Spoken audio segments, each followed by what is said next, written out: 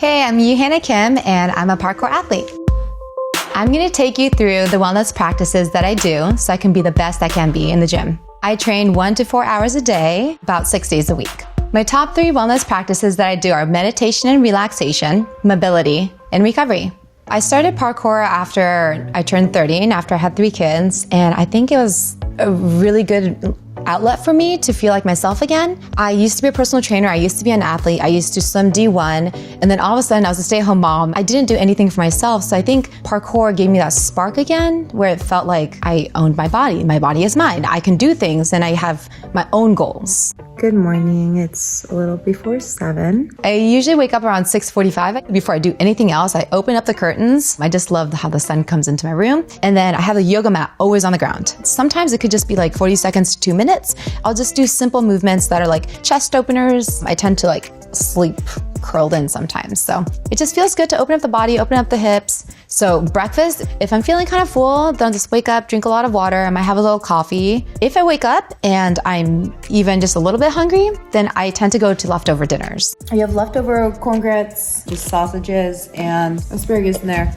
So after breakfast, usually I tend to the kids. I drop them off at school or summer camp. Sometimes, depending on the day, I'll just make sure I have no option to go walk into my house. So I'll literally go straight from the garage to the garage.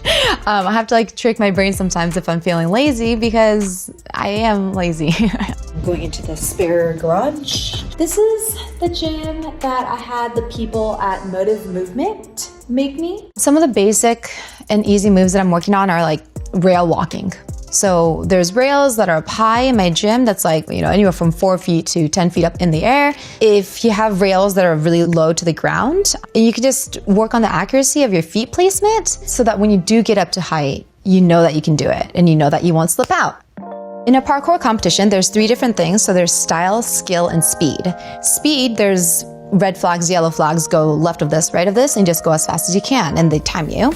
The skill, a lot of times, the first round, there'll be 20 different things around the gym, and it's either you did it or you didn't. So you get check mark if you made this jump to a leap, or you did a cat back, or you did a lache, throwing yourself from a bar to landing into a bar. So there's all these different movements. Then there's style. Style is usually ex-gymnasts that do twists, flips, using the bars, going off the box, things like that. I was not a gymnast. I am just learning flips in my 30s, which is totally different from learning as a child because I have a fully developed brain that is constantly thinking of all the things that can go wrong. So it's taken me a long time to commit and to get to do flips, but I am happy to say that now I'm doing lines with flips in them, and it's really gratifying. So line and parkour is basically a bunch of different movements connected together. You might have a move 1 that's easy for you to do, a move 2 that's easy for you to do, a move 3 that's easy for you to do, but for some reason, when you put them all together, it becomes hard. Usually that's because you have to think about how many steps you have to take in between each one. You don't want to take too many. Then you have to angle yourself the right way. You have to make sure that you're propped the right way, you're facing the right way. So it makes it a lot harder to make this line a flow. And a flow is basically just how it sounds. Like you want to be like water. You want to make it look smooth. So I have 2 competitions coming up. I'm making sure that I'm working on basic movements, I guess, and just making sure that I feel more confident in it. If you had to pick one movement that defined parkour, it might be the Kong, where you run up, there's an obstacle of some sort in front of you, and then you throw your hands on it, your feet never touch, and then you land on the other side, keep on running, whatnot. I actually don't do Kongs that often, so knowing that I have a parkour competition coming up, I have done more and more Kongs. I very much am a planner and I love to know everything, especially when it comes to physical things that I have goals for. In my mind, I wish I knew like a year ahead what a competition would look like and what I might have to do. But unfortunately, you find out 5 minutes before the competition starts. They go, okay, so this is what you have to do. And then the anxiety sets in. I need to learn how to believe in myself a little more and believe and trust my body. It takes me a while to convince myself I can do something. So competitions are a little bit tricky for me because first of all, I don't get to plan ahead. And second of all, I don't really have the time to tell myself and baby myself through the steps of, okay, you tried it a little bit, you can do it a little bit more. I literally have to actually really try from the start. And I think that's the best thing for me. Growing up, I was a swimmer, D1 for UC Davis. We trained 4 hours a day, every single day. I was very much like a very, very tight swimmer. I would literally have to stretch before I did any sort of dives. I couldn't even touch my toes with my knees bent. So that's probably been one of the biggest things with parkour. You have to have flexibility, not only for injury prevention. When you're pushing off with a big stride, you have to be able to actually push your leg back, which means you have to have mobility in your hips. So for mobility, everything from using the Theragun to like start warming the muscles up. I really like the stick just because I can put it underneath my hammies and just roll it out. I don't really like any mobility work that requires a lot of energy because I'd rather save that energy for my workouts. So a lot of the days, Rudy, who's like my bestie, we either train together or he's showing me new moves or we might be filming each other's lines and things like that. Then I have Bob Reese, who is in South Carolina. He's at Motive. I see him once a week. And usually in that 90-minute lesson, he'll teach me one cool new trick. So my warm-ups a lot of times depend on what I'm doing that day. For example, let's say I'm going to be working on Webster's, which is a one-legged back kick into a front tuck. Then I'm going to be doing a lot of leg swings going back and forth, back and forth. If I'm going to be doing a lot of, let's say, laches, then I'm going to be doing a lot more shoulders than I would otherwise. So every time I walk into the gym at Motive, I actually don't know what I'm going to be doing that day. So most recently, I did a thing called a ginger flip, which you use one palm, push away the wall, and then you do a backflip off of it, which is scary because you feel like you're gonna run into the wall. He'll have me start by doing a backflip, making sure I land a certain position, and then I might practice jumping up and pushing my hands down. And then I might do that whole thing put together into a foam block, and then I might do that whole thing on a resi pad. Then we'll do like thicker mats, thinner mats, and then try to take everything away. So that's usually how the progression goes. A couple of the things I've done and learned with Bob Reese is like a back handspring, which has been super cool. Little kids and gymnasts make it look so easy, but it's like hard to learn, especially once you've learned a backflip, because a back handspring, you kind of have to like sit into it and lean back. So it's not necessarily strength-based because if you put too much into it, then you just like jam yourself and your wrist into the ground. So that's why the coaching is so necessary and so important. It's so nice to have Bob right now to tell me, oh, this happened because your hips were too high when you released, or this happened because you released too early, things like that.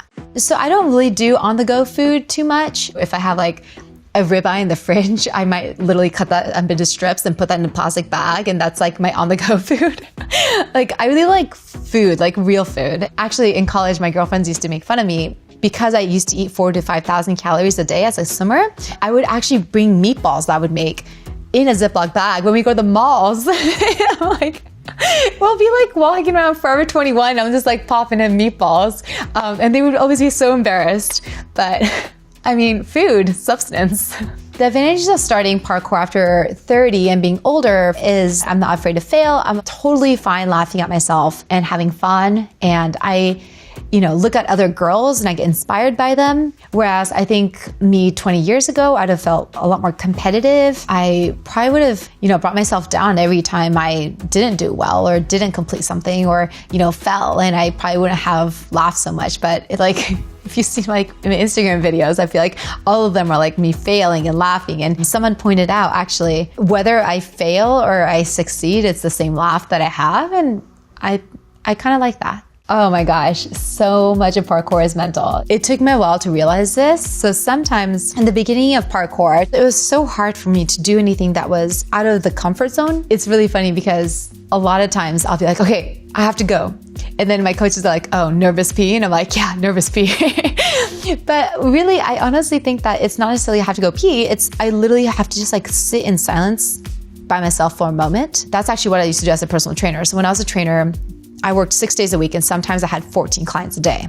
And I literally just needed 30 seconds of just peace and silence. So sometimes I would just go in the bathroom stall and just like sit and just like recenter myself. And then I'm like, okay, I can do this. I love to lay on my back and have like my legs all the way up and hands just like this, kind of like Shavasana, and just close my eyes and just not think about anything for maybe like a good 20 seconds. And then I'll run through the line that I want to do or the move that I want to do. And then it really gets me prepped and ready. So right now I actually have a line that is that I'm gonna be so excited to do.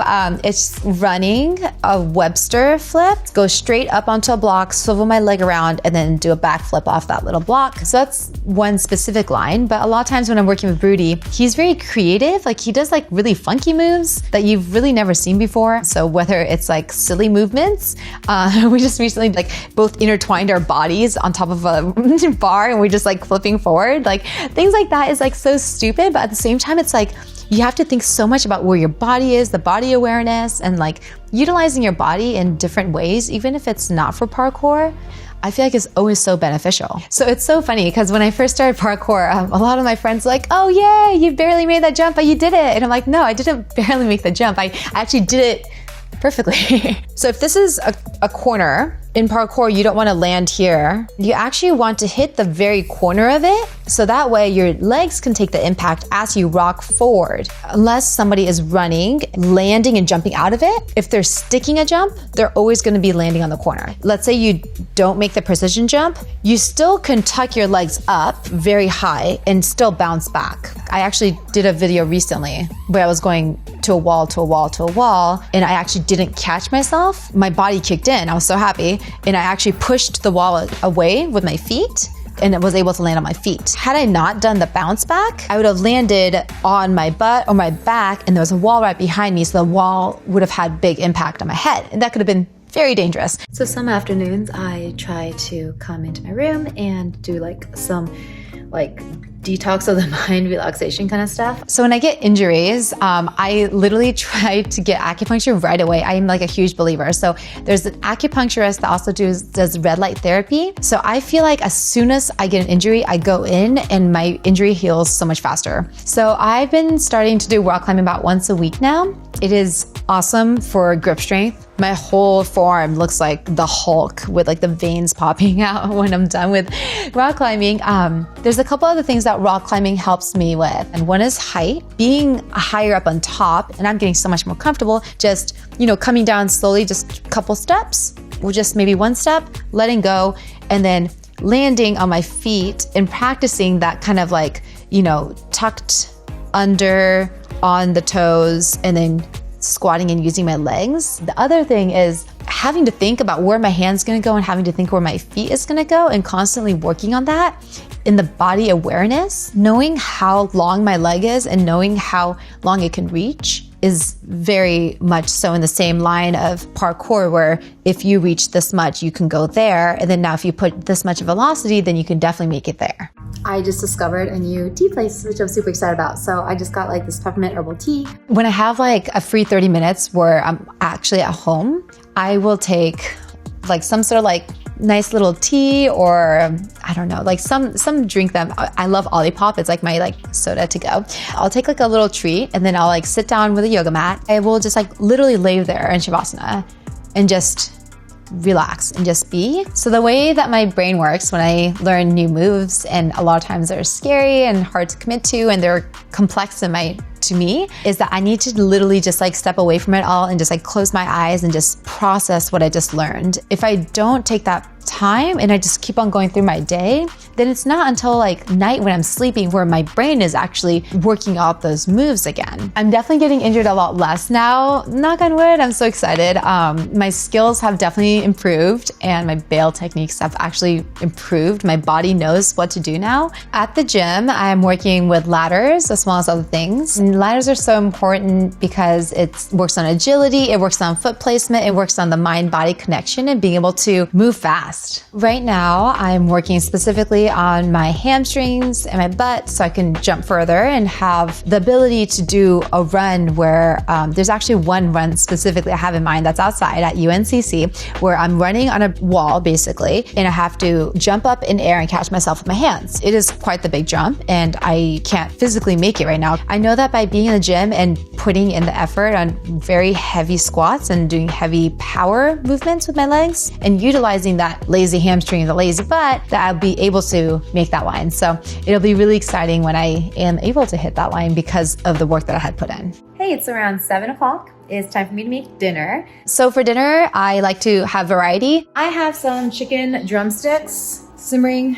Rice just got cooked. A simple dinner will be a fatty meat some sort of vegetable and some sort of carb. Oh, shoot. I think I totally forgot about the cauliflower in the oven. Okay, perfect. One of my absolute favorite things to do at the end of the night is my baths. So I think it's like Epsom salts. It has like eucalyptus, so it's like nice and relaxing, the smelling. I don't know if it's because of that, but I literally never get sore, no matter how much weights I'm pushing or parkour I'm doing. And for the amount that I move in a day, it's pretty awesome. Over my parkour career, I feel like I've evolved so much as an athlete. I used to be just kind of just give it all, just 100%, just go, go, go, go, go. And now I think about what's the mindset coming in, the mobility that I've done. I think about more of the recovery. I think about the mind and body connection so much more. Parkour has been such an integral part of me evolving in my life. Also being a happier person because I'm able to believe in myself more. And because I trust myself and trust my body, I could feel just better. And I feel like I'm having fun constantly. So I'm happier and I'm happier with my kids. I'm happier for everyone else. And I think that's just the best thing. It's 11 p.m. It's time to go to sleep. Put a mouth guard in. Call it a night.